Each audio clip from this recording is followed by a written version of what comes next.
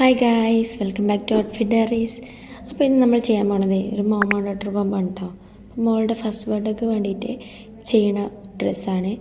അതിന് വേണ്ടിയിട്ട് നമ്മളിവിടെ ഒരു വർക്ക് മെറ്റീരിയൽ, അതുപോലെ തന്നെ റെഡ് കളറിൽ വരുന്ന വെൽവെറ്റ്, അതുപോലെ ഒരു പീച്ച് ഷെയ്ഡിലുള്ള ഫ്രണ്ടി മെറ്റീരിയലാണ് യൂസ് ചെയ്തിട്ടുള്ളത്.